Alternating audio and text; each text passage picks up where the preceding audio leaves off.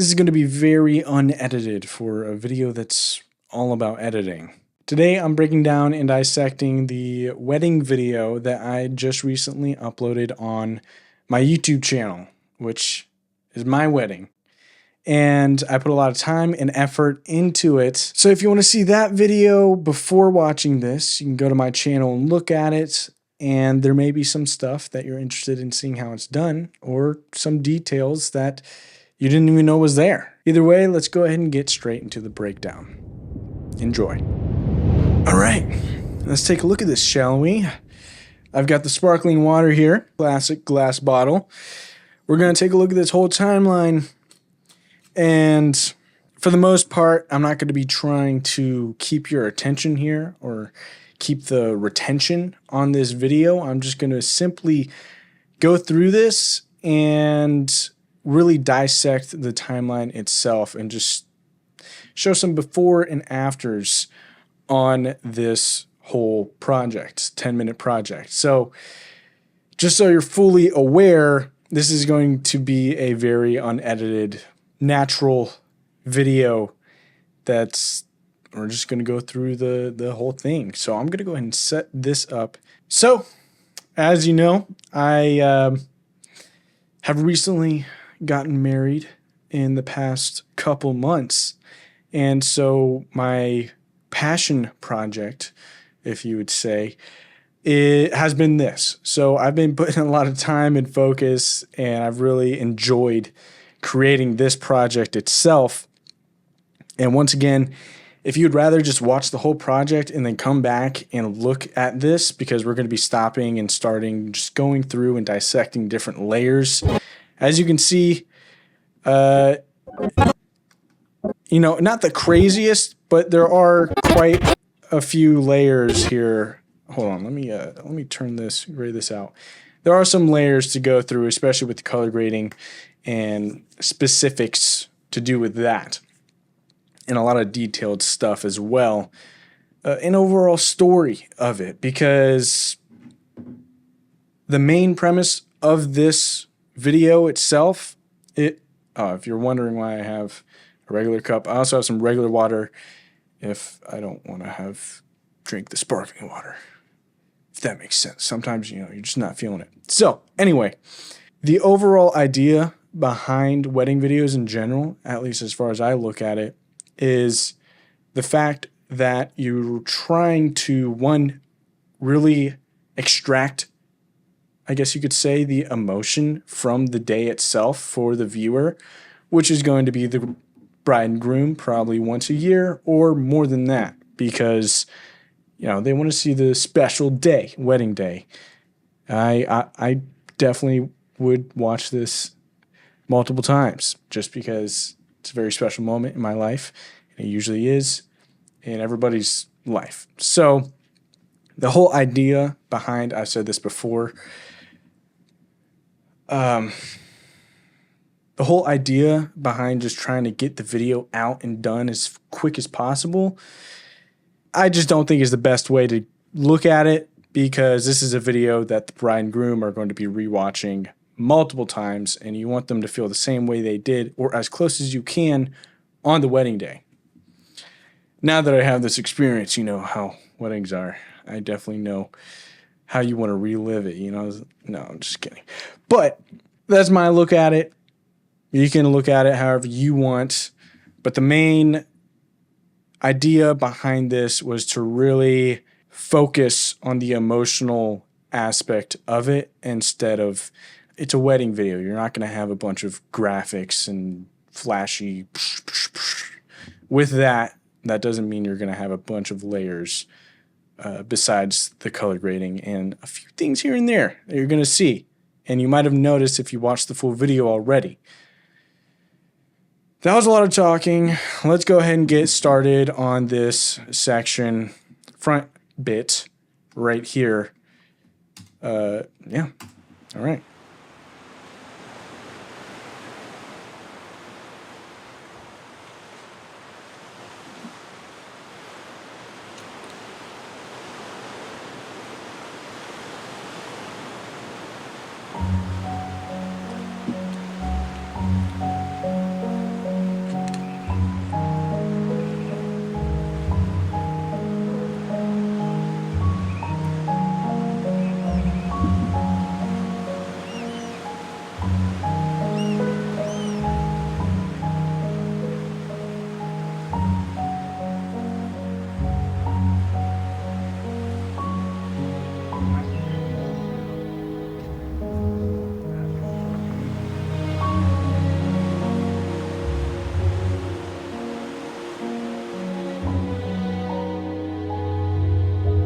Beautiful.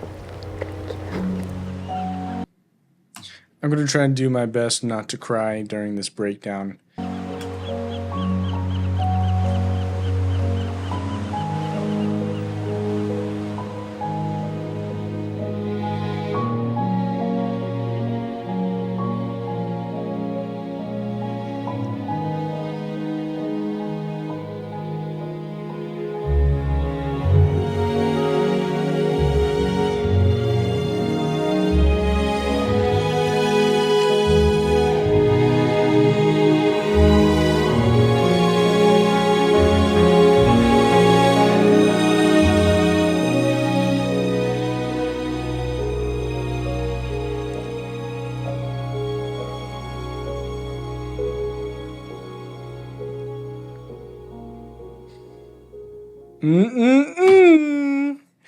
You can't see the kiss till it's actually announced in the ceremony.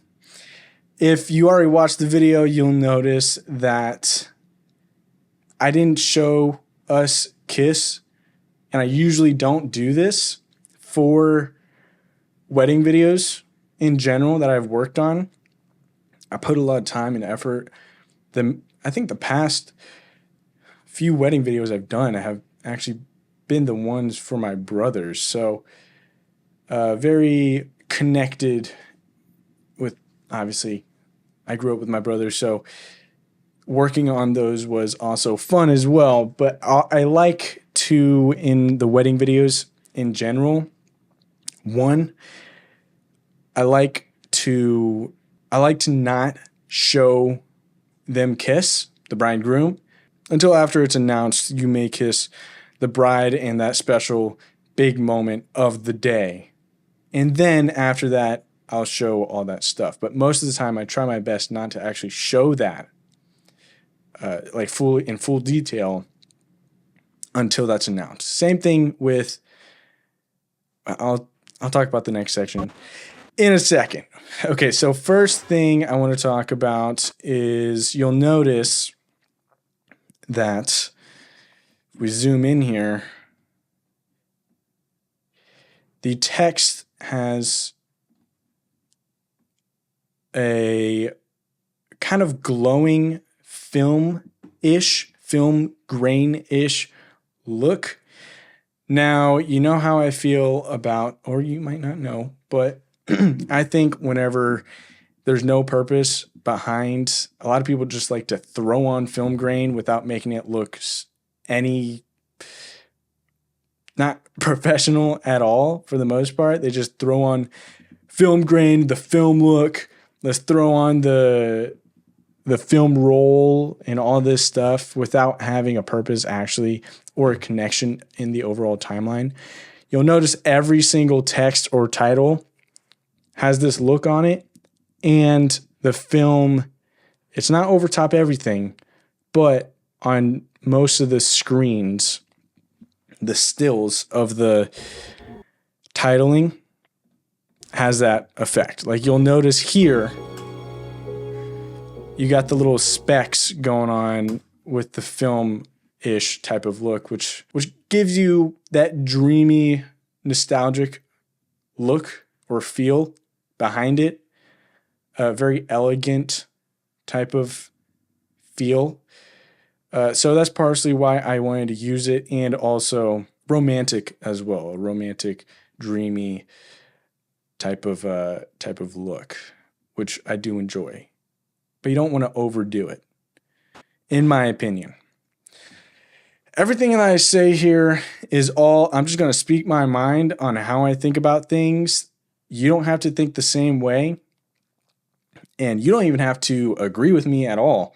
You can just do whatever you want, because something that I've learned over the years of editing and doing all this stuff, a lot of people can tell you their opinions about certain things, but that does not determine the way you actually want to do it. Now, there are rule of thumbs, like stuff that's actually technical. Like if you have this layer above this, it'll completely damage it. You want to focus on that stuff. But everything else to do with color grade, the way you cut, the way you position things and transitions and stuff like that, for the most part, it's all very determined on the personality and the style and how artistic you want to be with the project. Because besides that, you know, it's just, you do whatever you want, to be honest, and do whatever you think makes it look the greatest you want it to look. So, with that being said, one of the main rules, I guess I'll come over here to more of the color grade. Let's use the opening cutaway to it. One of the things I would highly recommend doing, especially with the color grade, this is just, I'm going to break this down a little bit more throughout this, but the overall process I took, and I was researching a bunch of different stuff, looking at a bunch of different things just about color grading, to get more ideas of different ways to color grade, and also different techniques, and just a bunch of different stuff from different people. And I would take different stuff other people would say, and then other stuff other people would say, and kind of construct it into the best way I felt worked and was a good, efficient process behind it. So with that being said, looking here, if we double click this, the conversion, you have a conversion to Rec 709. You have a look layer, which you'll see where my mouse is at. And then the basic adjustments, kind of like exposure, color balance, happens on the actual clip and layer itself. So for instance, without the conversion and look, it looks like this, very flat. And if I zoom in here, you'll notice it's just very grayed out, and that's what you would call log footage, which I'm sure you have had if you're an editor, or if you work with editing at all, you've had to deal with this before. Now, if you take off some of the smaller adjustments, this clip has a lot of layers on it, and it's also not it's a phone recording. And so a lot of times, because of the amount of layers on it, it gives you this rolling wheel of death. So I usually like to cancel that out before trying to do anything with the layers on top of it. Okay, now we're going to actually see what we're doing here. So for instance, I would drop the conversion on top right here, and the LUT that I used, it's free. It's from a guy on YouTube, Eric Lins, I believe is how you say it. I actually use a lot of his stuff. He has a whole thing to do with color grading and a lot of different plugins or add-ons and stuff like that you can use that just makes it super convenient. And I'll show you some more of that later because I used more of it later on. You can't see it because the files are going outside of the actual screen recording itself, but he has a lot of like Canon, Sony, Red camera, pretty much all the cameras you can think of, all the conversions for it, for Rec 709. And essentially what Rec 709 is doing is whenever you're filming in log, I'm sure you already know this, but I'm just going to explain it just because. If you're filming in log, you get this gray look. So adding the conversion or Rec 709, there's a lot of technical explanation behind it, but it pretty much just, it brings back the saturation and the lighting essentially to the way it's supposed to be. So essentially without this, it's like that, and then it brings it out to this. Now, you might be wondering, man, that's very blue. What do you have to do about that? Well, that's where we're going inside of the actual clip itself as you can see, clicking in it, I did some adjustments with one, the brightness, and then the overall temperature. Now, you also might be thinking, well, how do you know if the temperature's right or if it's accurate or if the clip is balanced? For the most part, you can get away with they're called anchors of the clip. The skin tone, the shadows, or the highlights, or like neutral grays, all that stuff, because they're not supposed to have any color to it whatsoever. And so, but it gets a little bit tricky sometimes because in certain lighting, you don't want the whites to be pure white, because let's say I had a yellow light on, but I still made the white, it would just look a little bit weird, in my opinion. So most of the time you want to base it off the skin color, the skin shade. So all skin types fall into this layer or this part of the vector scope, which pretty much shows you all the colors on the board and all that kind of stuff. So if I turn this on and go to the skin tone right here, you'll notice if I jump it up, hopefully you can see this, but there's a layer. Let me go over here. There we go. You can see that it's right on the line, the skin tone. So for the most part, when you're balancing a shot, you just want to make sure that it's in this general area, ideally on the line, and get it as close as you can with that. And then once again, if you go over to the whites, you'll notice how it's directly in the middle here, which for the most part means that it's neutral. So if I moved this wheel around, you'll notice that it'll go towards green or blue or red. But if I put it back, it's directly in the center. That's how I look at it. Now, some of you might be watching this and might be like, that's totally the wrong way to do this. You got to do it this way. If you have that opinion, you can leave a comment and tell me what you think is the best way to do some of this processing or some of the process here. So once I have, let me put this back. Once I have the overall colors balanced, then you can go in and add the look. And as you can see here, I really brought out, I don't know why I have the color selection tool brought in. Actually, let me go here so you can see more of the stuff I added. I brought out the greens. I wanted to go for a specific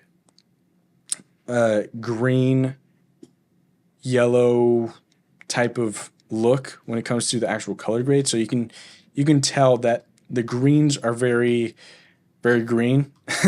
So I brought them out in the shadows a bit, and then same thing with the highlights are a little bit.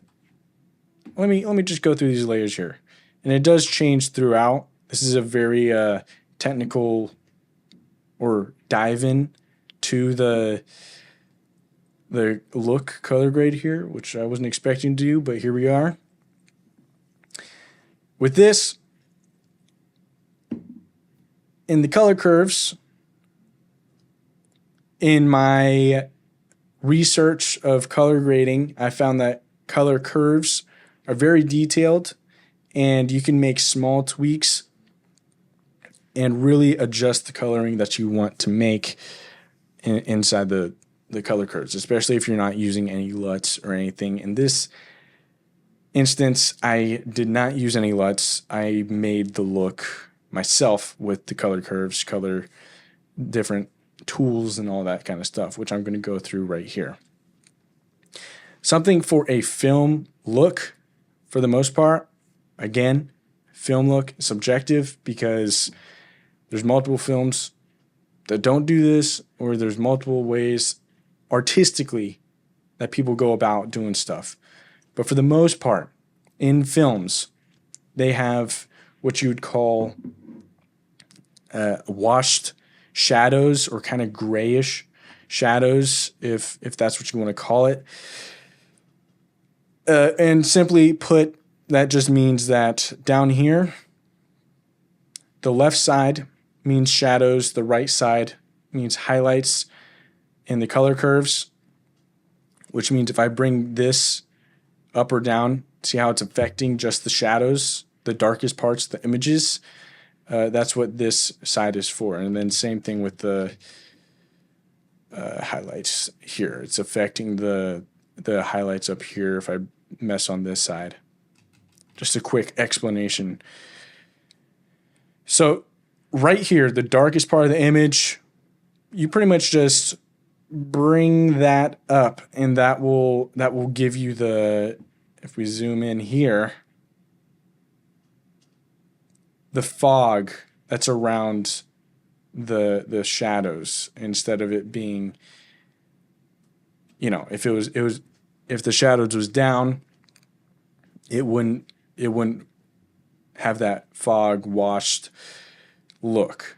And so bringing that back, you get that look, which is in a lot of film usually. And then same thing with the highlights. Instead of it being super bright, just bringing it down a little bit on this side gives you that overall kind of, I don't know the best way to explain it, but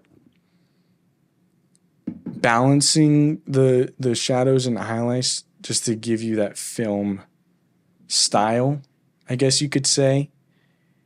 And so with the film look, I started off with this, and then on top I have, this is one of the add-ons I was talking about from Eric Lins, I think is how you say that.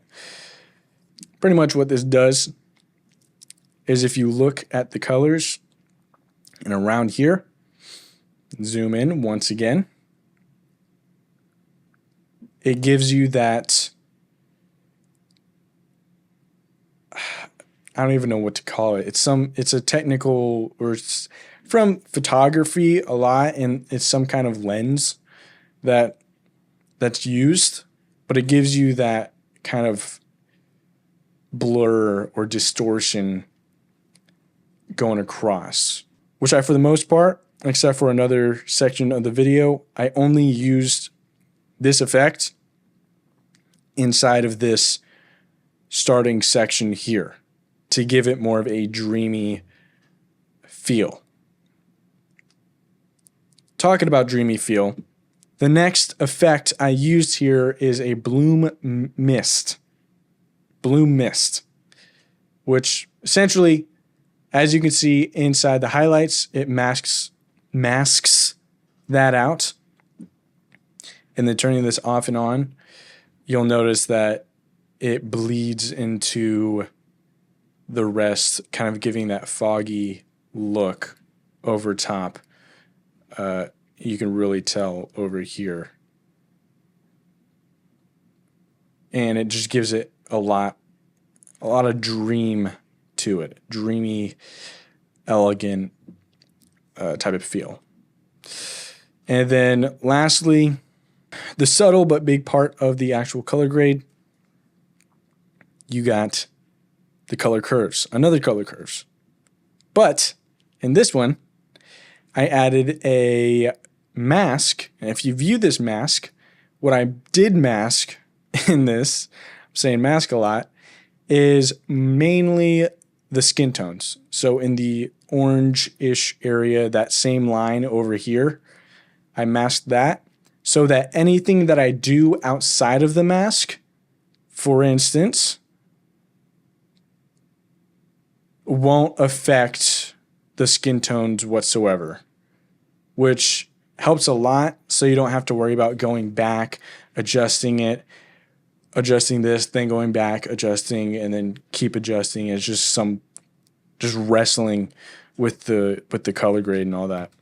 And then lastly, on top, I added, at the very end, I added a hue and saturation curve, which pretty much what I did with this is I dropped the saturation in the greens a little bit. It's a little bit too saturated.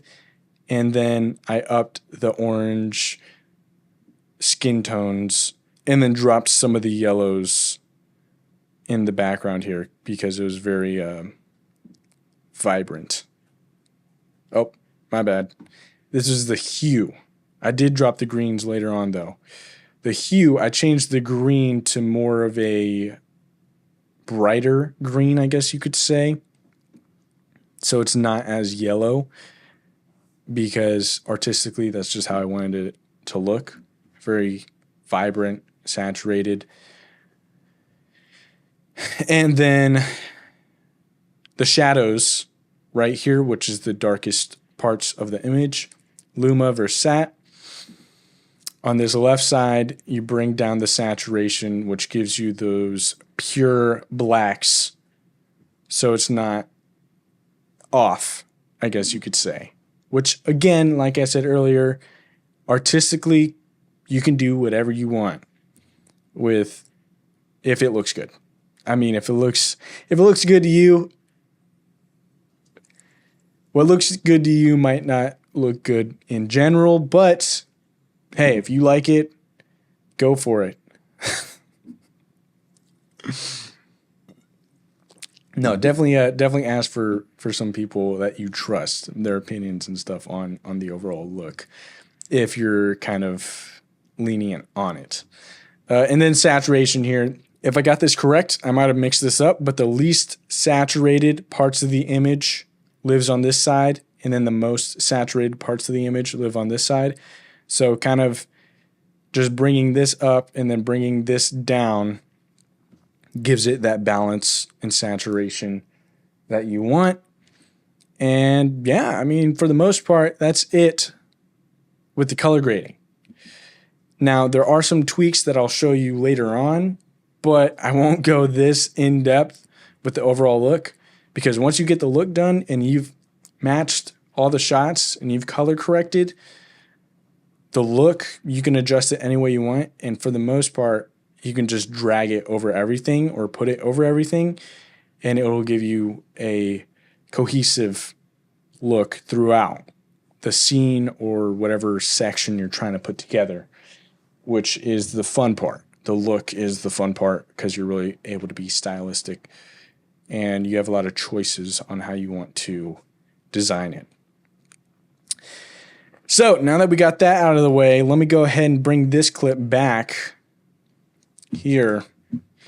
So starting off, I wanted the look of the text and title, since I have that glowing film grain kind of look. Originally, I didn't have it on there till I went to this section and I decided to put it that glowing kind of grain on it. It was just a fade in and fade out like this. But I got film emulation, which is from Motion VFX, and I drag this over this scene, which gives it, if I turn this off and on,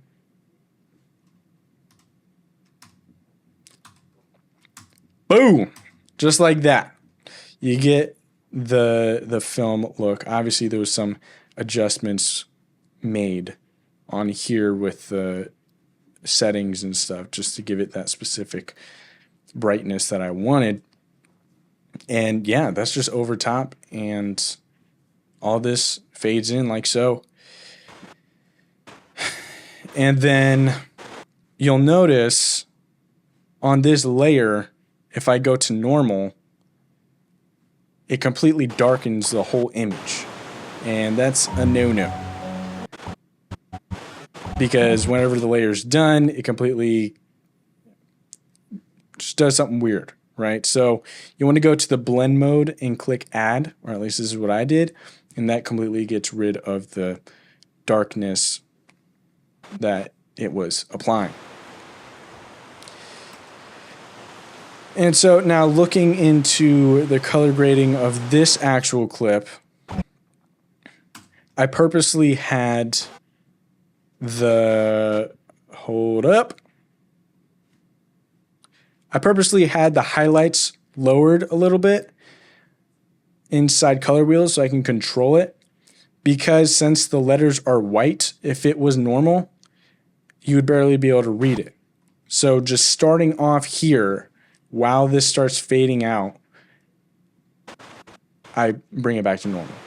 But just so you can read it, at the start here, I have all of the highlights brought down. And then once again, with the look, I've got, now this one is a little bit different because it's a recorded clip from a phone. So I was just doing a bunch of stuff trying to give the look of it, because I wanted to brighten the overall image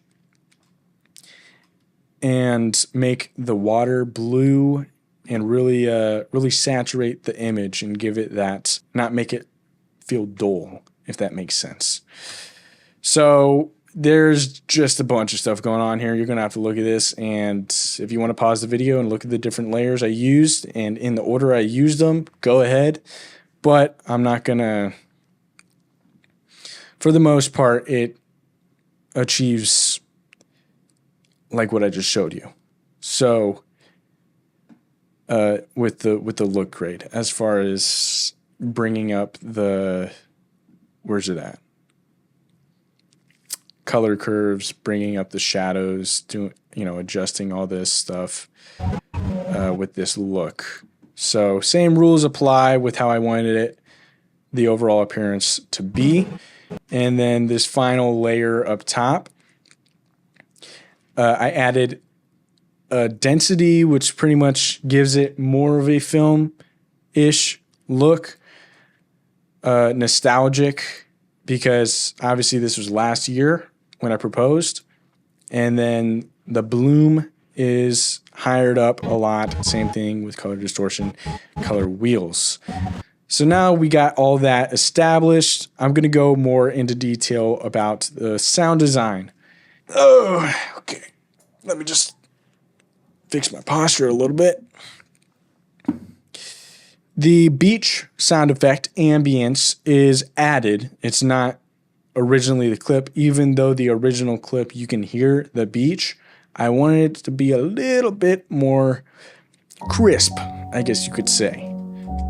So I just wanted to give it that ambience and depth of the overall video. So I added that ambience. This is with it added, without, added, without. And then same thing with the starting off music. I really wanted to give it that wholesome, sentimental feel behind it when choosing the music.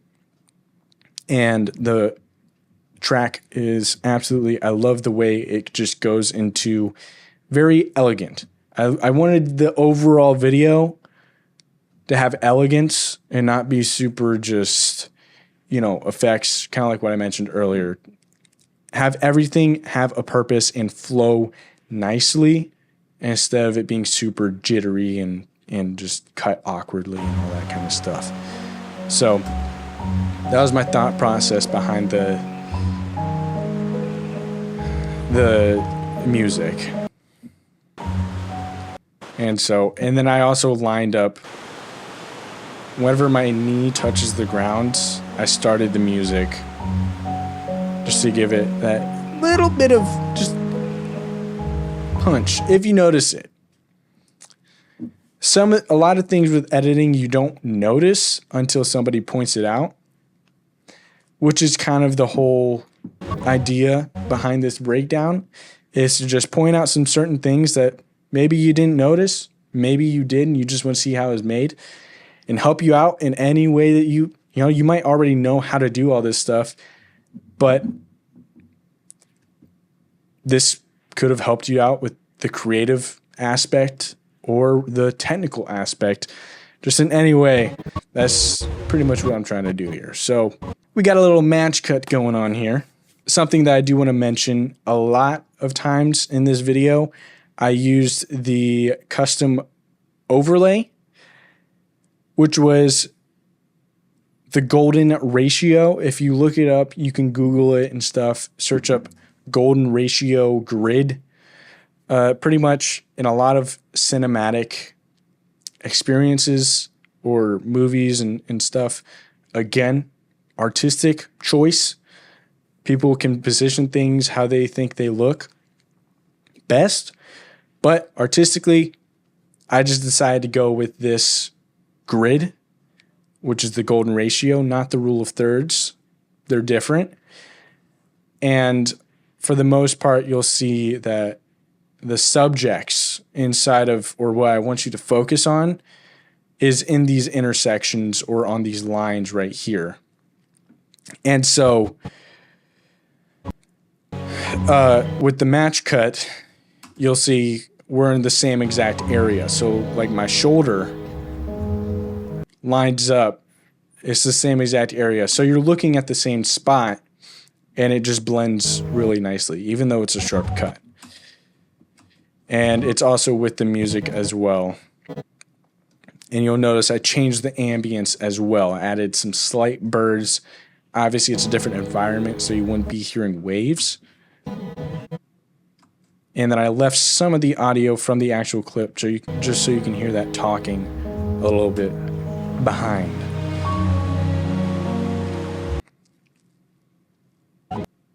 And then you'll see it jumped in. It's still in the lower part, and it is, again, this is a stylistic choice, and I mainly did this so it lines up with the next clip.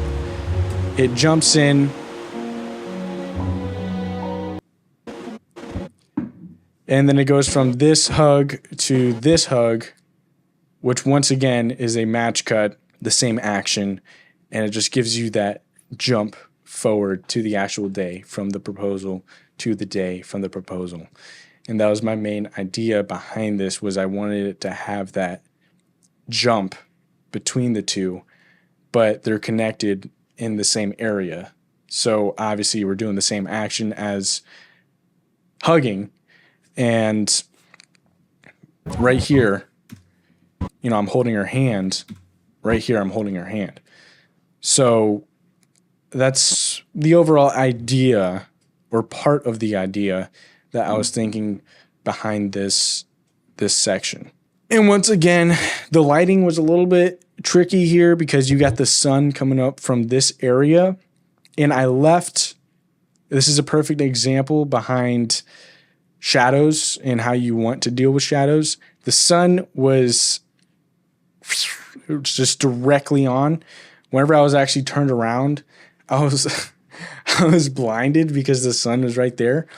And obviously the sun can give a yellowish tint, especially if it's more so sundown, not really here. But if you want to give it that warm feel, you can put some of the yellows, in this instance, inside the highlights or the bright parts of here. So around her arm, dress, all that can be a little bit, not too much. I didn't add it too much, but it can be a little bit tint of yellow. So once again, without anything, with the look and the conversion on top of it.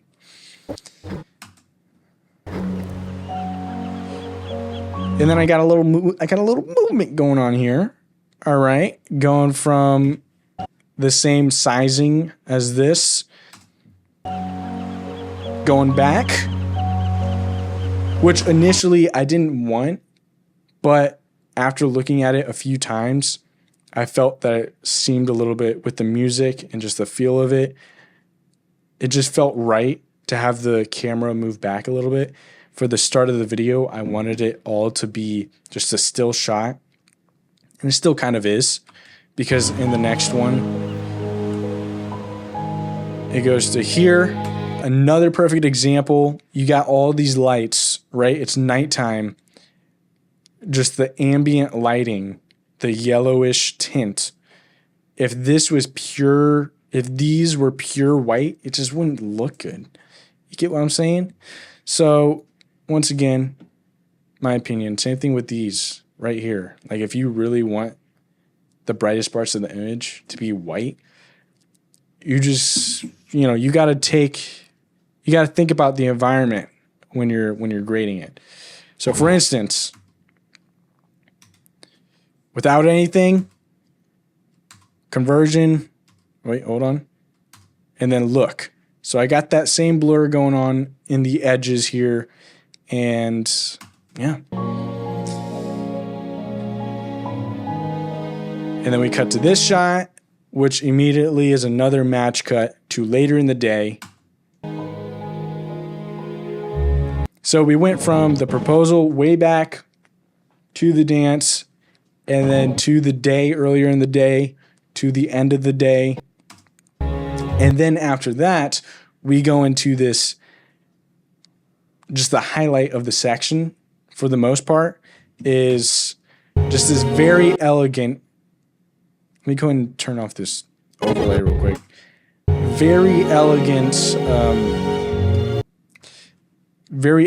look here and I brought up the bloom mist and all that to give it a lot more dreamy type of look.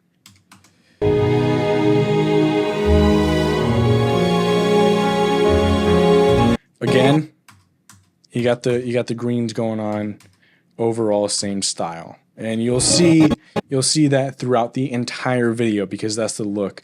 Might be tweaked here and there to give it different looks for the different scenes, but throughout the whole thing, it's all connected. And this is one of my favorite shots of the whole video. And I wanted to, obviously this is a silhouette shot, and you got the sunset going on here, and you see our silhouettes. And I wanted to, once again, not be too crazy and more focused on elegance of the overall project. So I had simple fade-ins with the title, nothing too crazy, and then just a slow movement from, you'll see Rachel, which is my wife, on the left here in the silhouette, and then my name on the right here inside my silhouette with the plus. Traditionally, before the actual wedding, it's the bridesmaid or bride's name first, and then the groom's name. So Rachel plus Avery in this instance, and then afterwards it's the groom and then bride. A little history lesson for you. Little history lesson. It's not that serious artistically. That's just how I like to do it. Traditionally, that's just how it is. And so I had that slow movement. I didn't want it to be too off and too weird of a movement. So I just had it slowly go to the middle, and you'll see these little specks pop up, and no, you can't see it. You can't see us kiss yet. You got to wait till later at the ceremony. And then obviously you got the brightness, the same film look over top the whole scene.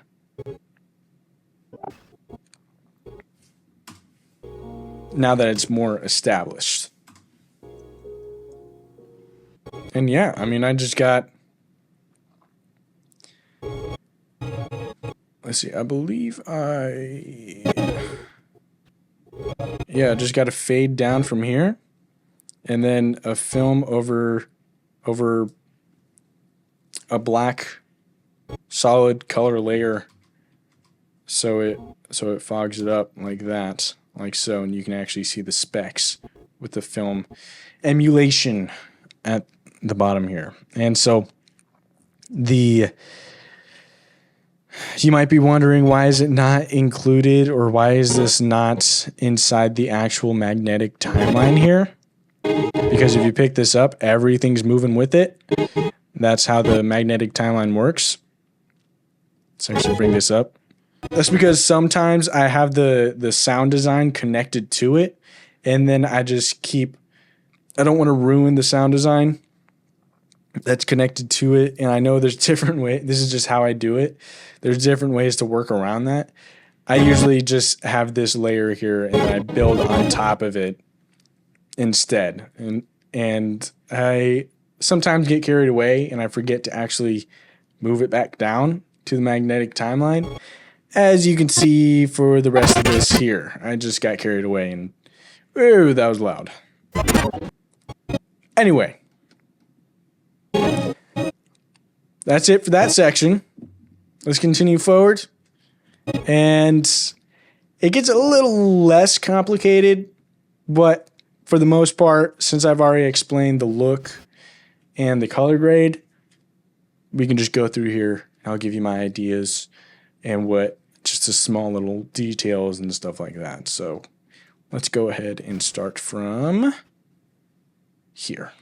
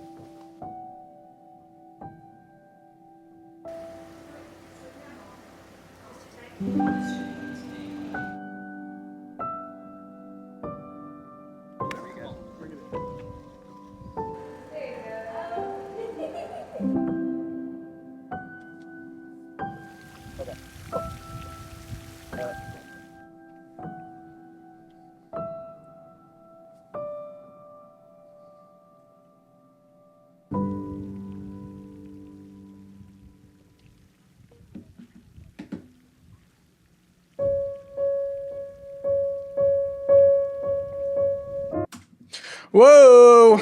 All right, before we go into this section, just a few quick things that I want to mention is, once again, we got the title sequence here, same look, same style. And you'll notice that the highlights of the dress show up before the initial image actually does. So you'll notice it's just the highlight of the dress, and then the rest of the image shows up.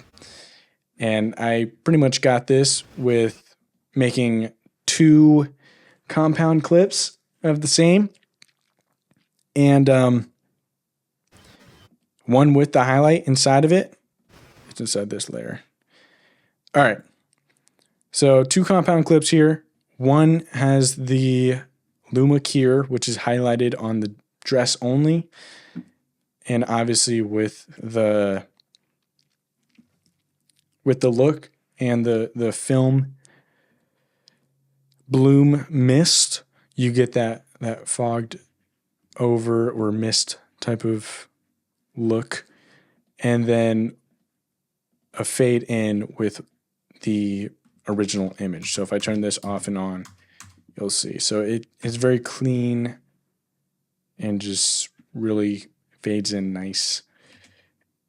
And once again, an artistic decision that I decided to go with.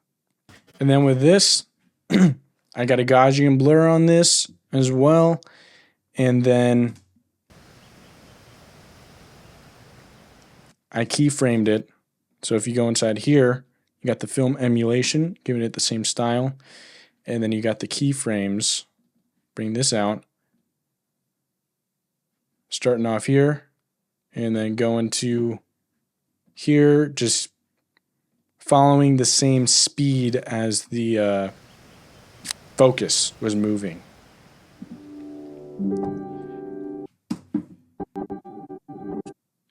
And then my idea behind this section was I didn't want to I wanted to add a section where we're separated. And obviously we're getting ready, and I wanted to go through the perspectives of each other. So they're different scenes together of us getting ready to obviously see each other do the first look. And then from then forward, I have free range to use footage of us together, if that makes sense. So with the actual wedding day and the way it started here, once again, I usually try to do this with wedding videos that I work on, is when the scene of the wedding day in the film actually starts, for instance here, instead of the intro piece, now we're actually into the day. I try not to show clips of the bride and groom together until they've done a first look, if they did a first look. And so, for instance, in this section, I wanted to show us both getting ready and go through it fairly quickly to get to that moment of the first look and then go into the main song and forward. And so that's why this slow zoom out was added, because it sits on the clip for a little bit. I wanted to add that. Also, another thing I want to mention, if it starts lagging like that, it's because it's actually, obviously it's not rendered out. It's not exported. So if you want to see it not laggy, once again, video's up on the channel. You can go look at it. So yeah, color grade, off, on, off, on. Looks pretty sick. And I also, throughout this section, unlike the intro, because I still want it to look dreamy, but not as dreamy, I brought down the blue mist in the threshold and just the diffusion and how much of that cloudy look is actually applied in the highlights. As you can see, off, on, just like so.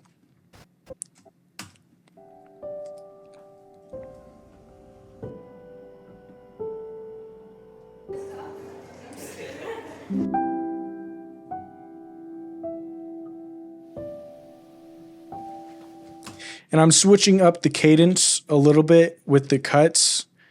And you can notice here how on the shorter clips that are cut, it's normal. The speed of it is normal. And then whenever it goes into the long clips like this, it's slowed down. So if I click Command R, you can see the speeds here. Actually, let me just do this for all of it, or for this, just so you can take a look. So it's cutting a little bit faster. For the slowed down longer, held on it a little bit. See, normal speed, slowed down. And then, to really give it that distinct separation, one, you've got the different backgrounds, different colors going on here. And you've got the split artistic choice, the split screen of me getting ready, adjusting my shirt, and then her, fixing up her hair and all that. So really giving it that separation feeling. And then it continues forward. Normal speed, slowed down, really dreamy. And then on this clip specifically, I really wanted to give it that focus, like close-up focus feeling. And so I added a lens blur, which is from Motion VFX. And so without it, off, on, off, on. You can tell in the edges right here, it gives it that focus that I really wanted to add. And then we start cutting into just showing little short clips of me getting ready to do the first look, or us getting ready to do the first look. And another thing is I added a cathedral effect on the ends of these audios. So you can hear the little echo. Let me just cancel this out really quick. So you really hear the echo on it. And that also, once again, adds to the dreamy feeling you get from that. So, and then once again, I usually like to change the roles to effects.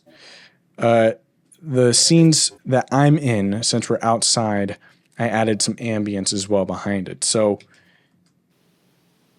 you can slightly hear, very subtle, outside. And then same thing with this. That little jacket sound, suit jacket, that's added. So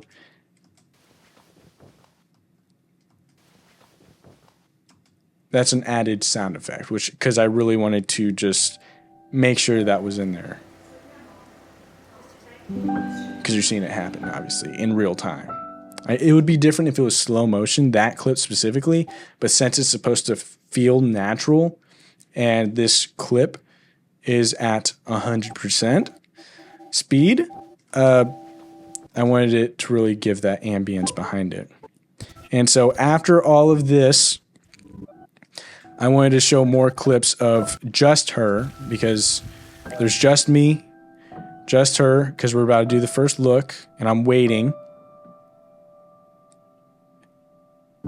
Song ends, a simple, elegant piano track that I looked through so many different music, and I just wasn't sure if I wanted to use this one or go with something else. Use something a little bit faster, but I went ahead and went with this one, and I actually asked my wife a few of the different options that I had, and this was the one that she chose. She liked this one, so we went ahead and went with this. And then you got the long clip, and you're waiting, and then not yet. You can't see my reaction just yet. I want to show off the property and the overall venue first, beforehand. And this was a perfect opportunity to, it felt right to move forward into showing the rest of the B-roll, showing the rest of the footage of the venue itself, because I wanted to add more of the property and of the details of the property throughout. I just didn't know when. So I decided to do this to give it a little bit of a gap that you're waiting for with my reaction of the first look.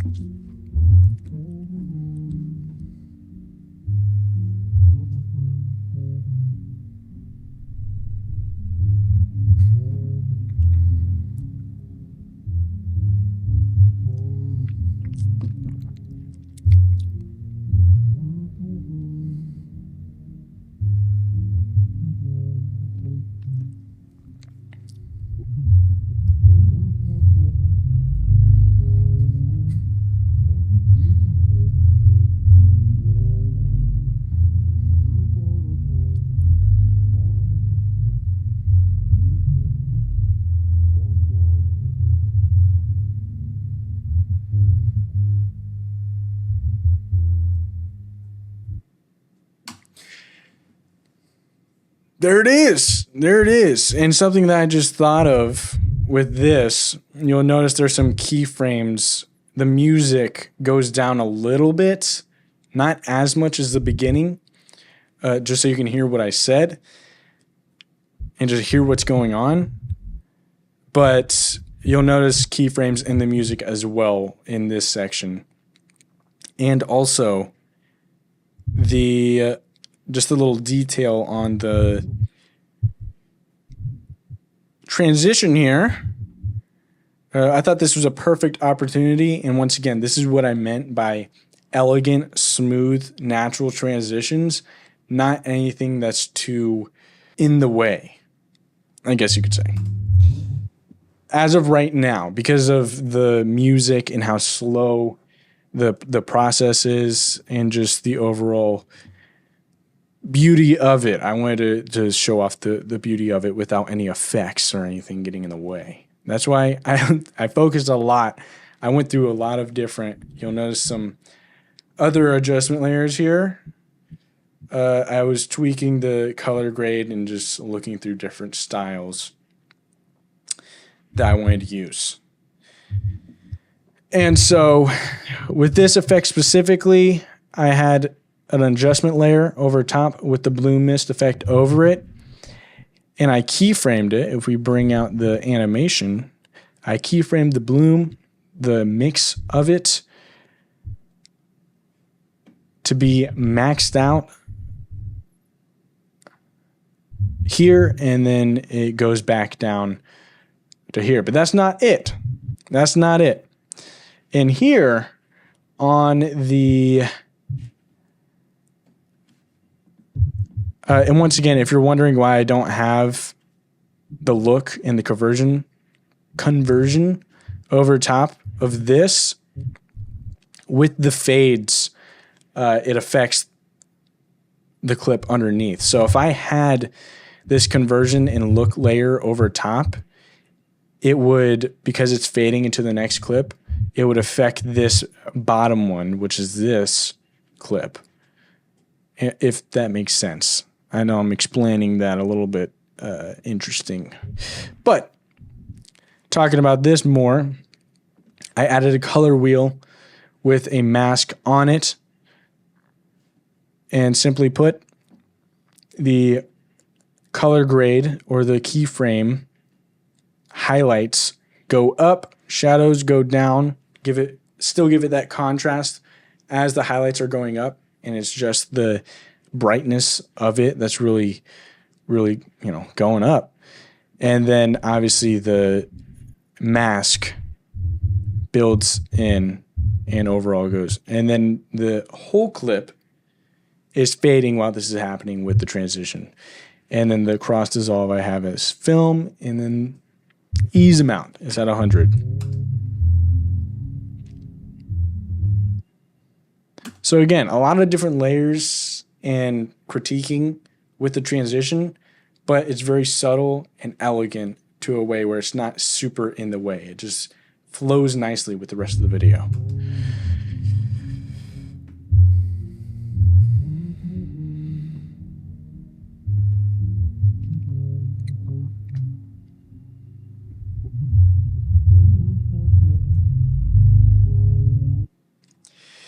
Now, you could be asking, why didn't you add a zoom out as like revealing the reaction or just a slow movement or zoom? I didn't want to do that because later in this, I have a zoom out right here, and the specific purpose of it is every single time in this video, one, I want to talk about, I added a slow zoom in to focus more on the reaction that's happening. And then after that, a distorted zoom out from Motion VFX. And another small tweak I wanted to show with this color grade is I added a mask over top us to just give it more depth from the edges itself. So you can see with the mask, without, without. Very subtle, but it gives you that depth that you want with the shadows, especially over here. And the same thing with this, I actually added a magnetic mask or rotoscoped us because the way the lighting was a little bit difficult. It's just, you want the background to be darker and you want the subject or the area you're focusing on to be the main focus, I guess you could say. And so that's exactly what I did. So inside the mask here on the outside, I dropped the highlights or the shadows a little bit. But inside here, I upped the midtones just to give that brightness And the main purpose that I added the zoom out here was because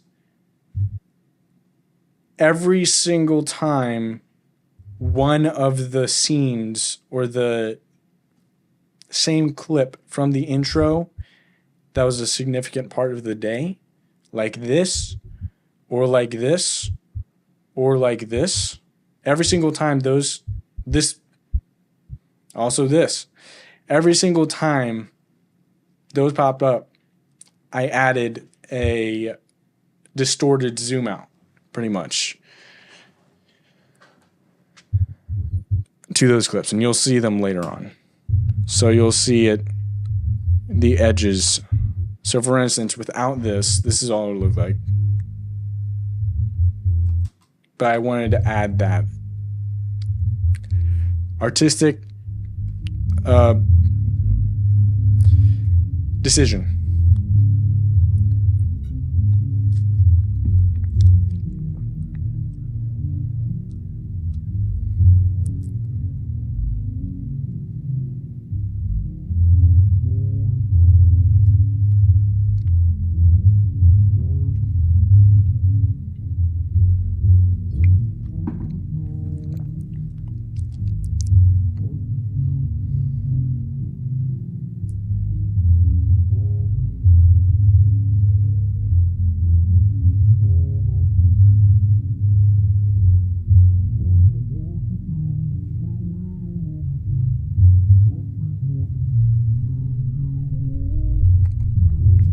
So that right there was the transition that I established between sections or scenes of the video. For instance, the ceremony is this next section.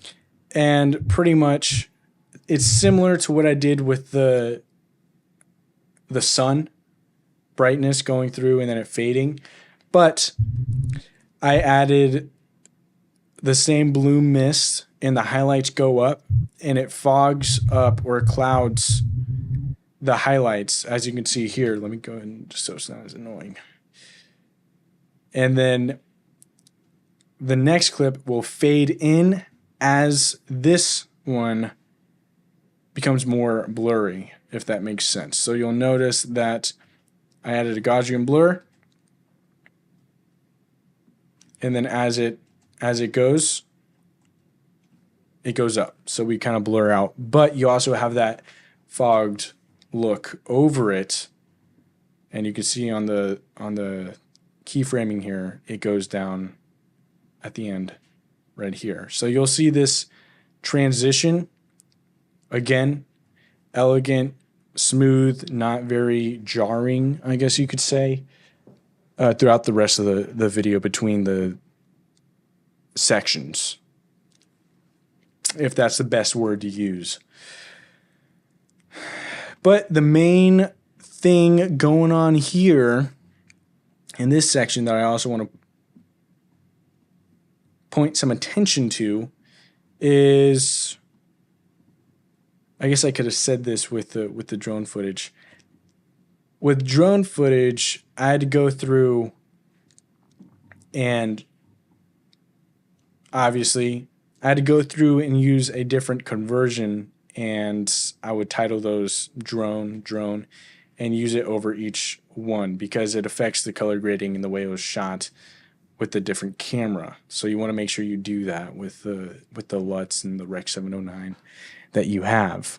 So this clip right here, you won't notice them because it's very subtle and in the background, but there were cones in the background. You can see right here, there's an orange cone right here, orange cone right here, and now they're gone. Simply put, you add some object tracking, some trackers over top, and then you take that tracker and you track so if these were off, you would go and you'd track the cones here like so, right? Click analyze, it would track the whole thing. And then this, let me go ahead and delete this one actually. And then the clone stamp which once again is from Eric Lentz. I mean, there was just a lot of color grading effects that are very beneficial, especially with this, that's just very beneficial overall. And so then you would add a shape mask. You go over here, click add shape mask, and then you'd click over here to tracker and select the object track that you want. And then you'll notice underneath, if we zoom in here,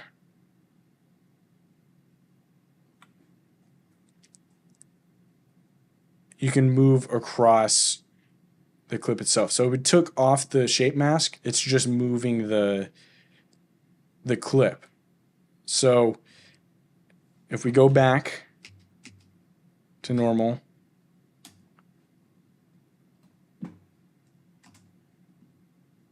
and it's gone, like so.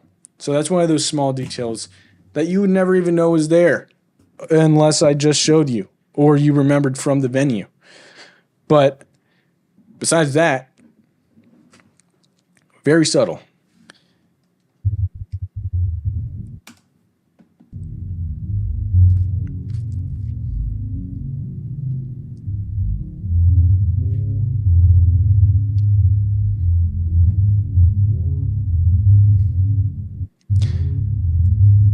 And again, the cuts are very slow and extended out. It lets you breathe on the beauty of, one, just the venue and just the place it was, and the lighting and all that, and just really giving it that elegance to it that I wanted to really focus on in this video.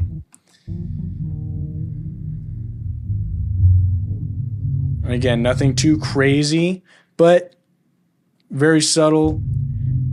You'll notice I faded this shot in first and then faded this out later on, the tree, because they're in the same area. And so, artistic choice that I decided to do.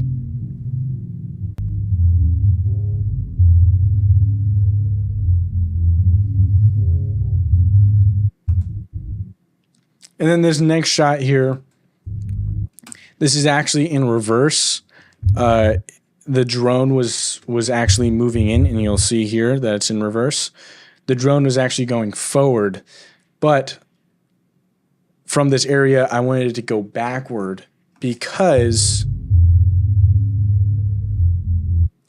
we're in the field. So it's kind of going away from the venue for right now, back into where we're walking away from, and then sunset.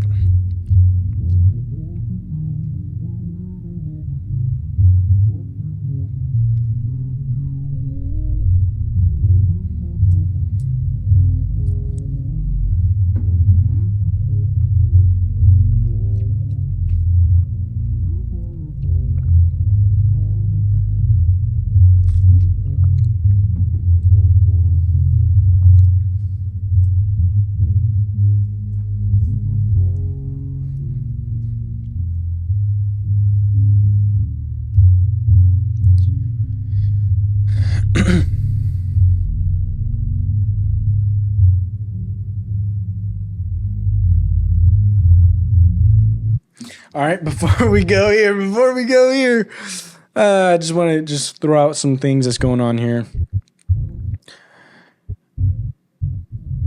I did my best to line up the drone with what was actually happening in the ceremony. So as you can see, they're walking down, and those are the same people that are walking out of this clip. Cuts a little bit quicker during that, just so we can get to this. And then obviously these shots are breathing a little bit longer. And then you can see I'm walking down with my mom. And we cut to this clip.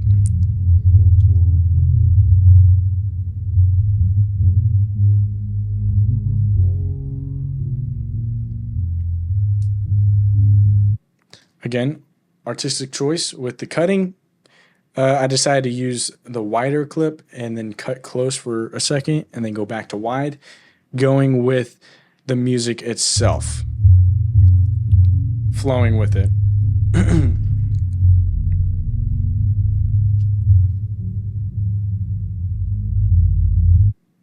Also, if you were wondering what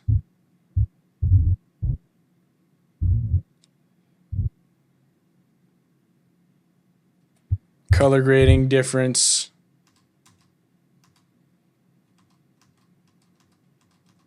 really gives it that, and you can really see the cloudy parts over here in the highlights and stuff. And then we go into this section. I'll just play this section now, but heads up, again, you've probably already seen this video before, but this is going to be quite laggy just because it's not exported. Even if I render it out, it's still weird. So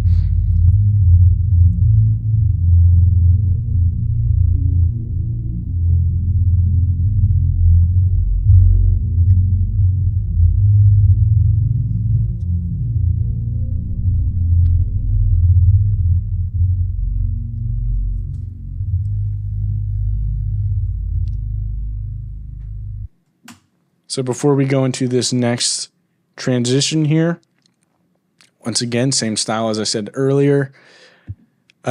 This section, I had this idea of something like this going on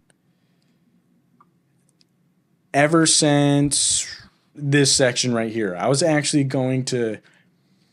trying to implement that, or not trying, but I was thinking about implementing that here after the title sequence with some other track, some other sound, and then going into the wedding video. But then I was like, I just don't know when, and it wouldn't feel right because we already just went through this high with the music.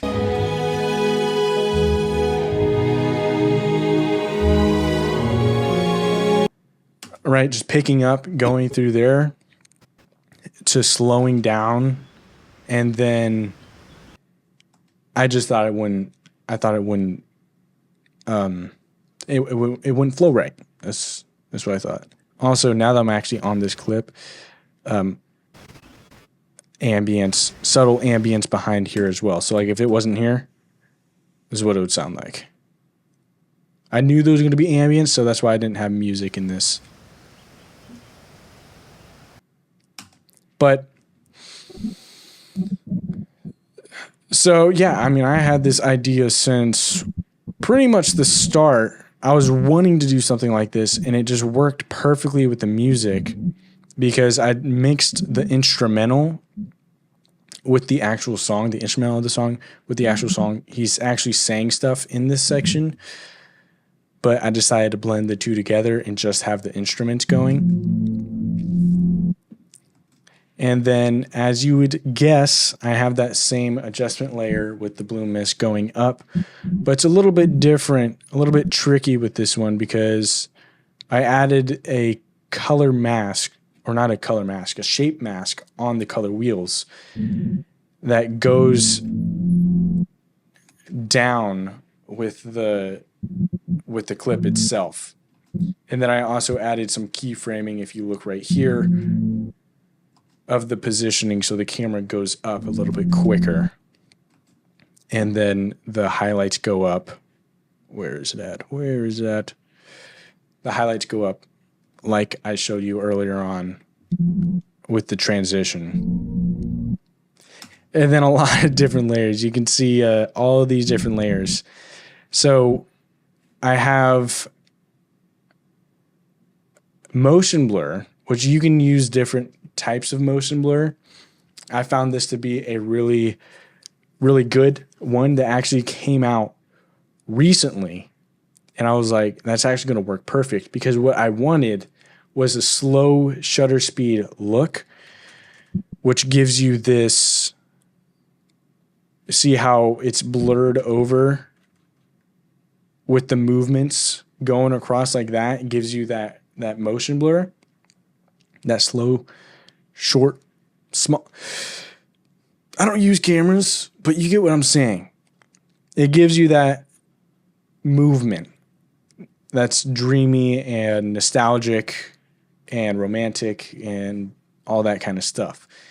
And then over top, you'll see the film emulation on this section and the color grade I adjusted. You'll see I changed the titling here. Really brought up the bloom mist and the highlights itself to bring out the bloom. And also just really brought up the saturation over top and adjusted the, where's it at? Where's it at? Here it is. On the outside, as you can see, I brought up in the highlights like that. Also the pink in the highlights to really just give it a more exaggerated feeling, because it's kind of like you're in a dream, in a haze. Hints the overall look that's going on here. Plus film emulation on top of that, giving you that brightness, and then a handheld look that is, you'll notice if you watch, can't really tell too much here because it's so laggy, but there's a little bit of like a shake going on. And then on top of all of that, there's a strobe effect that I had gotten. I can't remember where I got it, but it pretty much slows down the frame rate of whatever's under it. And so I dropped that, which gives you that choppy, kind of slower look. But the reason why I did that over top the motion blur was so that the motion blur could be there and it slows that down. Instead of, the motion blur isn't really there if it's above this this being choppy, if that makes sense. Because if it's choppy, right, there's not really motion blur. But if it's going like fast like this, you have that motion blur. I hope that makes sense. Try to explain it. But again, it cuts really quick with the music, and then it breathes on some shots. For instance, this section is just us. So it goes through different shots of us. You got that motion blur going. And then the longer clip, it's about a second, goes through, and then the next quick section is the actual wedding party. As you can see, you can slightly see here, but the wedding parties, it has them included because they're walking in front of the camera. And then we got this another clip of us, and then the reception section, kind of giving you a flash forward a little bit of the whole day. That's the whole purpose of this section, is to kind of go through the whole day before the biggest portion of the day, which is her walking down, the actual wedding ceremony, the main purpose of it. Or the biggest moment, I guess you could say. And then I cut through this last quick section. I cut through clips from the venue with nobody in it. So that's what's going on. And then another clip of us. And then this one here. And then this last one I wanted to use because the sunlight behind us works really well with the fade in to this next shot that the highlights slowly go down. It gives you a little bit of a breather from how quick this section was.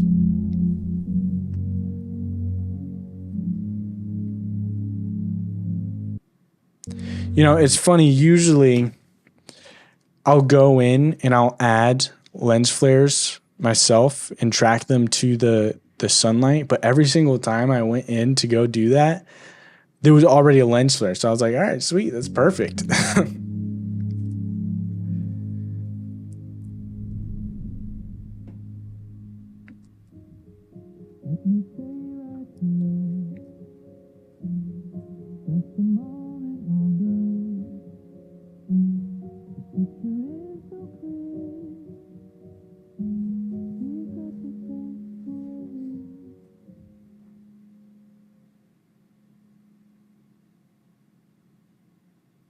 Avery, you might want to turn for this one. Really quick. You got that fade going on here, like I explained earlier. And then I added a slow zoom just to focus a bit more on the reaction of what's going on. Make it more emotional and bring out the emotions in the video. And then every single clip of them walking down, you'll notice earlier on, these don't really have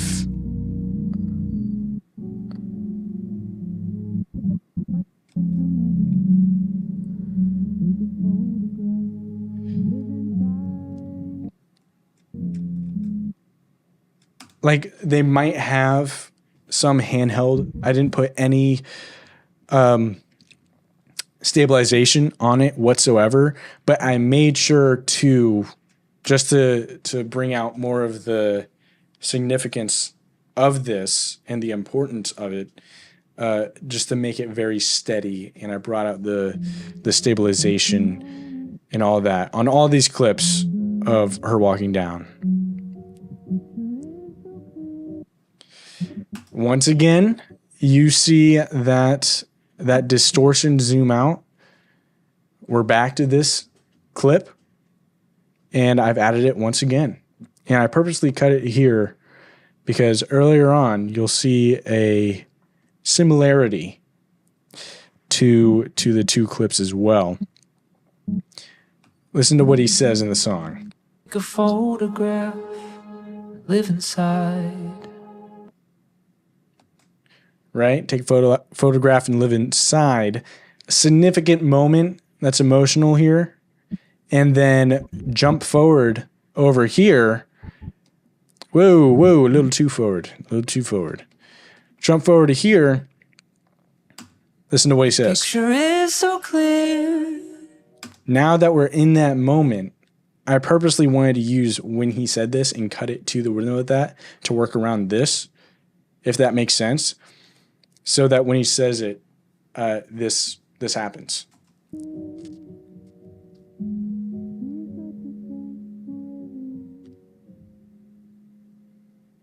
And I really held on this on purpose.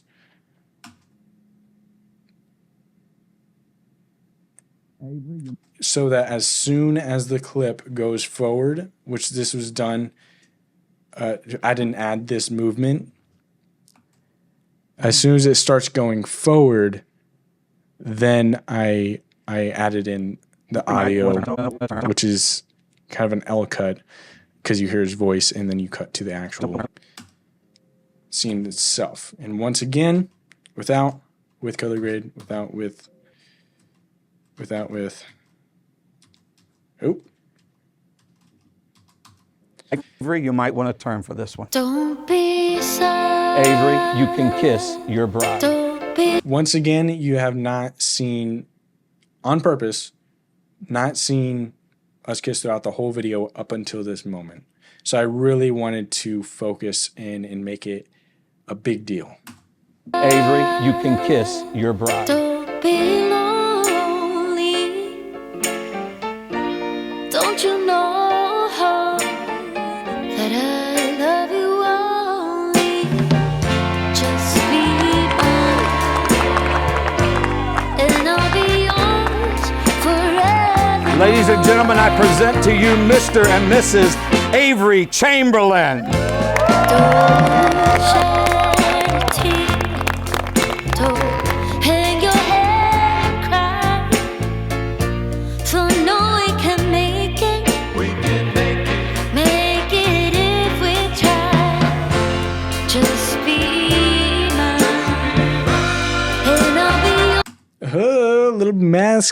little mask transition or rotoscope going on. Yeah, I pretty much just added a added a draw mask over top, and then it goes with the shape, and I adjusted it frame by frame. And there are multiple ways that you can do this. I figured that was the best way, especially with how the color grade is with the layers and all that, having it above. Because, yeah, just so I don't have to worry about adjusting the color grade on the rotoscope of her. Or us, I mean. But once again, you have that zoom out because this is another scene from the intro that's being shown once again. The reality of the introduction that's happening. And so the cuts you'll see significantly pick up going into this reception portion because it is a little bit more upbeat. The reception is a celebration of it. And, you just want it to be more upbeat. But I didn't want it, with the music choice, I purposely didn't want it to be too modern feeling, I guess you could say. I wanted it to be more jazzy, old-fashioned, I guess you could say. That might be the best way to put it, as far as the instruments and just the way it overall sounds. And I didn't want it to be too quick as well. Very elegant. One, in this part, I started zooming in. You'll notice that the camera starts zooming in. That's in post. Obviously, I added that. For the rest of the clips, it zooms in as well, giving that same motion, like just, I guess, tension, I guess you could say, up until the final moment happens. And so I brought back that fade on the edges, or the blurry parts of the edges like that. And obviously we haven't kissed yet. And then it's still zooming in with the same motion. And then you'll notice that I went back into the intro sequence clips somewhat. So you show the proposal, and then you go back to now, and then you go into the reception piece, which is kind of the rhythm that it was in the intro of the video with that whole section. And so you got another zoom in happening here. And then you go into this clip that was once again at the intro, but you didn't see the ending of it. But now you do. This is the first time you've seen us kiss throughout the video. Ladies and gentlemen, I present to you Mr. and Mrs. Avery Chamberlain. And then all these cuts and stuff. Most of the time, I try to make it flow nicely with the music. Sometimes you want to cut it naturally, but you don't want it to feel off. So you switch up the rhythm of the way you cut. And most of the time, just the way I've been editing and how I do it is I usually like it to be cut with the music to give it more of an impact when it cuts over. Avery Chamberlain. And once again, I let this clip hold as everybody's standing up and he announces it. And I show us walking. And then I implement the quick cuts, giving you a taste of just the sped up rhythm or tempo that's going to be going on in the reception piece. Another match cut. And then the final match cut that you saw in the introduction. And like I said, all the effects and stuff over top of that.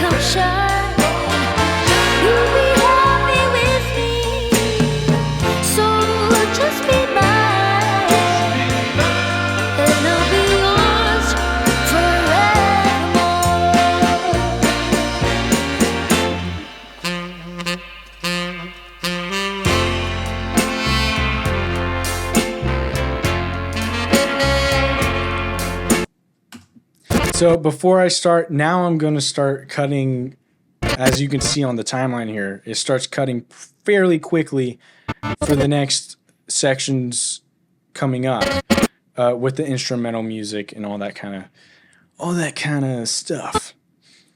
And so just pointing this out is pretty straightforward. Now, color grading at night is a little bit tricky, like what I said earlier with the lighting. You know, just figuring out the whites and which whites you don't want to be pure white because it might look off. And so it's color grade without and with. Let's see. So once again, we're keeping up with the greenish tones in the shadows and all of that. And also for the night look specifically, to give it more of an ambient feel, I upped the blue mist a good bit more in this one, or at night instead of during the day, just so you have more of that. Like you can see in the lights, they got that fog around the edges, and it just really gives you that ambient feeling of nighttime and all that kind of stuff. Once again, without, with. And so you got the blue skies with the orange. It's good contrast with the lights and stuff. And then the final zoom out, distorted zoom out from the edges, like I said earlier, is because this was in the intro.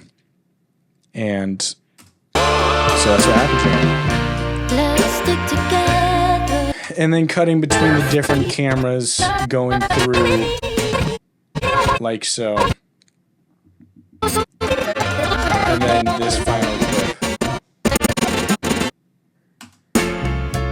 Okay, we started from here.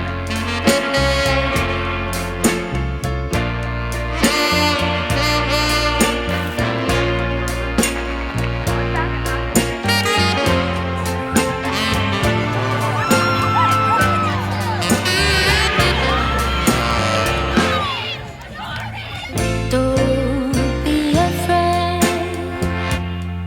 Don't be in doubt. I'm telling you, baby. Let's go on. Just be mine, and I'll be yours forever. Another few things. That was the final transition like this, because we're going into the exit now. That was used in this video. I wasn't lying when I said earlier on that I used this as a smooth way to transition into other sections without being too much. Artistic decision on this type of stuff. With the quick cuts, I showed detailed shots, and then it would take a little second and it would show the venue. So see, so it showed the full cart, but the quick cuts I showed the details. And then I cut between the venue shots or wider shots, which I love these shots just because I love the overall aesthetic of it. Of the venue in general. I mean, it's a great place. And then it cuts quick to these, and I purposely left a little bit of audio just so you can hear what's going on in the background. And then same thing with this, and I brought back the split screen effect. And you'll notice that every single time there's a split screen, I'm on the right and she's on the left. And that's because during the ceremony on those clips, I'm always on the right side and she's on the left side. I'm on the right side, she's on the left side. In the introduction with the title sequence, it was Rachel plus Avery. I was on the right side of the screen, she was on the left side of the screen. So I just kept up with that and applied that here as well. And just going back, some other things I want to mention It cuts quick here, showing the details of the cake, which was, yes.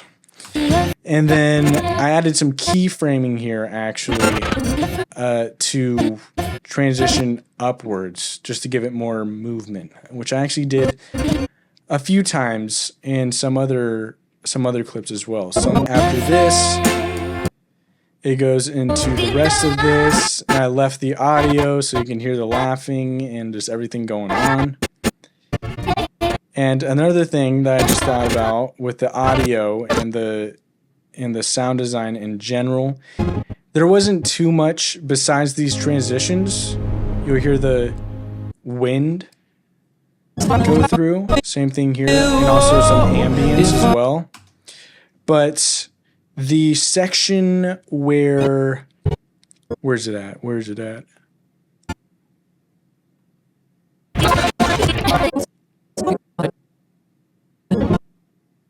Here it is.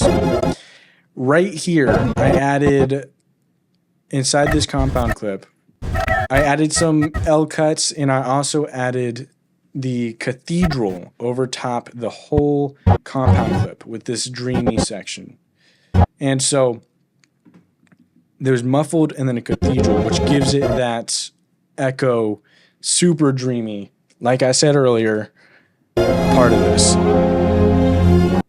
You hear it? You hear a little bit? Here, actually, let me just...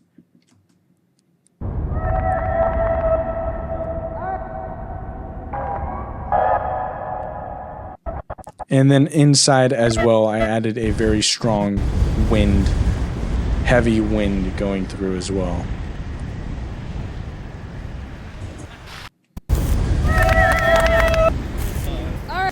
See, so like they cut dramatically, but with the cathedral on it, it adds that echo, which gives it a much more dreamy haze to it.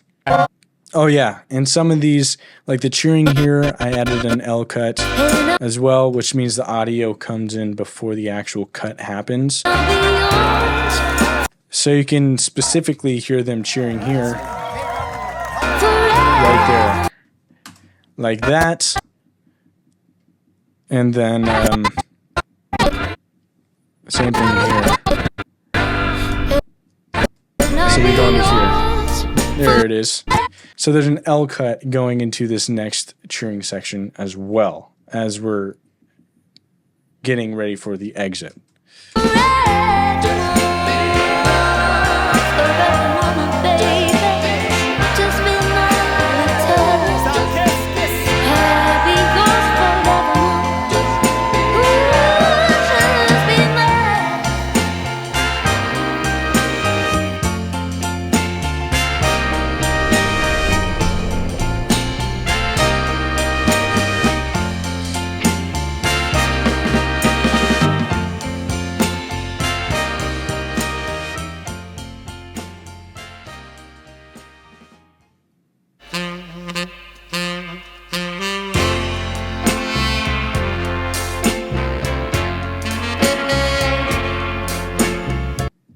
So before we go into this last section here, this,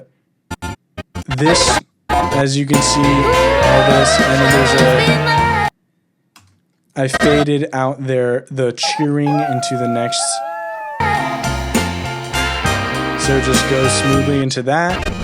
And then here, a simple masking transition from the door into the next shot. Clean, simple, which gradient mask, keyframes, all that stuff.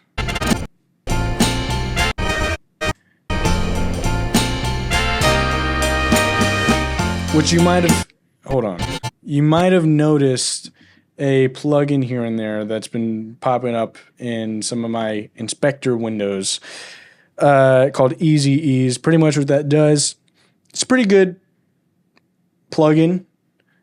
It makes it to where you can keyframe stuff, but also change the animation that it does itself. So if you want it to be linear, ease in, ease out, which unfortunately you don't initially get for some reason inside Final Cut. So they made that possible and makes it efficient when wanting to do stuff like that. So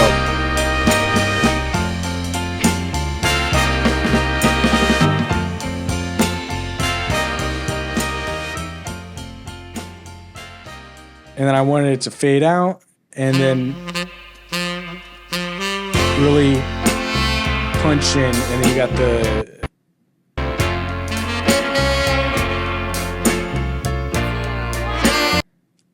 and I kind of wanted, I felt like it was right to add more of a, not an end credits, but it gives you kind of that feeling. It shows you the extra stuff that you didn't see inside of the video. So you see all the fun stuff, all the family, all that kind of stuff. And I wanted to implement that. But obviously I gave it a different look. I'm saying obviously like you've already, like I just showed you. If you watch the whole video, you've already seen it. But it has that black and it has the black and white. Obviously, it has the haze, the bloom mist, all that kind of stuff over it with the emulation on top. But I gave it the green shadows, black and white, that certain look. Just kind of separate it from everything.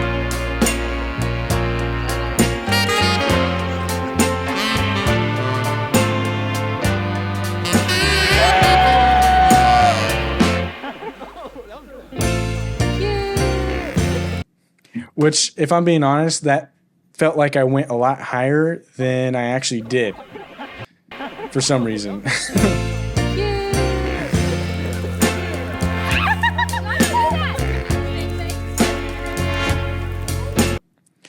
Once again, a side-by-side. I'm on the right. All my clips are on the right. All her clips are on the left. Still moving forward with that effect. But I do want to show... I pretty much just added the conversion on top to make everything Rec 709, and then I added the color curves, which gives it that the shadows with the highlights and stuff, and then made it black and white and all that, as you can see. So my brothers right are trying too.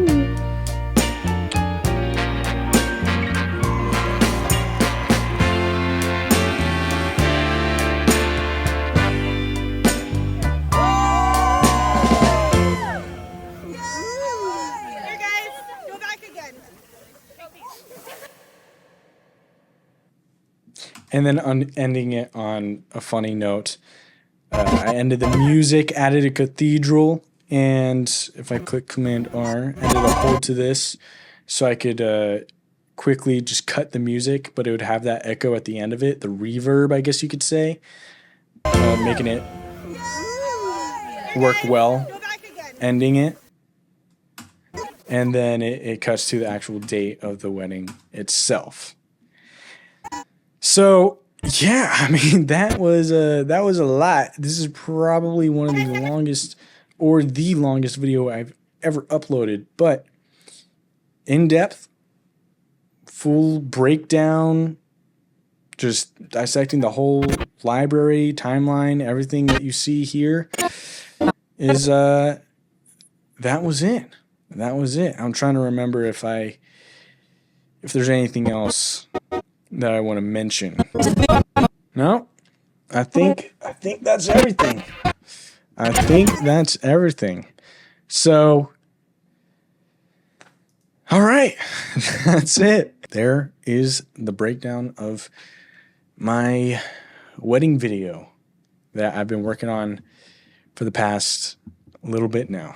So I hope you enjoyed it. I hope there was some stuff that you could have taken from this, some ideas or some of the technical things that helped you out. And that'll be that. I'll see you at the next edit.